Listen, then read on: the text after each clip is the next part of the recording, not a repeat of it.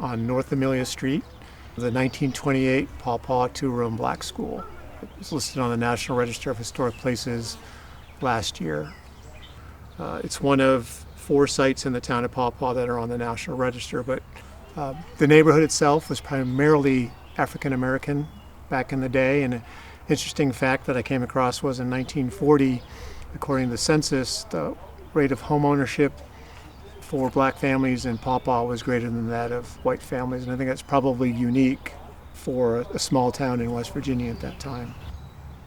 There was a black church in town that was torn down before the year 2000. I'm not exactly sure what year. So the fact that this is still standing and the fact that someone bought this school to be their home prevent it from being torn down. And that's really the only reason standing, that someone decided that that's what there was enough history here to let's save that. So the school taught 1st through 8th grade, but the last principal was Dr. Randolph Spencer, and he added a 9th grade curriculum to the 8th grade curriculum, which allowed those students that went on to high school to finish in just 3 years. Up until that time, 1954, with desegregation, students had to travel either to Cumberland or Martinsburg by train every day to take classes. So by teaching 1 year early, they only had to do that for 3 years. It's kind of interesting too, the level of construction and detail that went into constructing this in 1928. It's not what you would typically see as far as an investment goes, but I think it goes to that Paw Paw truly was integrated early on, that the reason it was a black school was not because that's what they wanted, but that's what state law dictated. So the white school was right behind here. They shared a playground.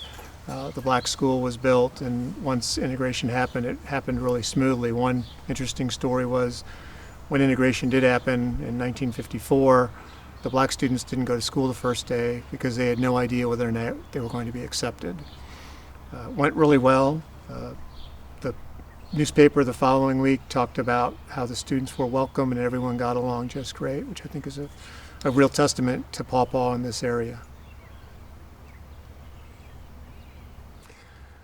So there was a newspaper article, and this was from, I think it was the 1960s, but looking backward, and it talked about Black Pride, and they had meetings and stuff about Black Pride that took place in this school, and that would have been before 1954. The article was much later that talked about it, which I think is fascinating, that at the time they realized that, yes, tie in the education, tie in the community, that being, moving forward all happened here. And to this day, black families, whose grandparents and that went to here, they still view this as a special place. So although the last class was taught here in 1954, I think the fact that it is still standing and there are stories that attach to it, that's stories that can be shared with everyone. I think it can be shared with the people of Paw Paw so that they realize that there is something special here. I think it can be shared with outsiders as well who can come here. I believe, I've the term monetizing history.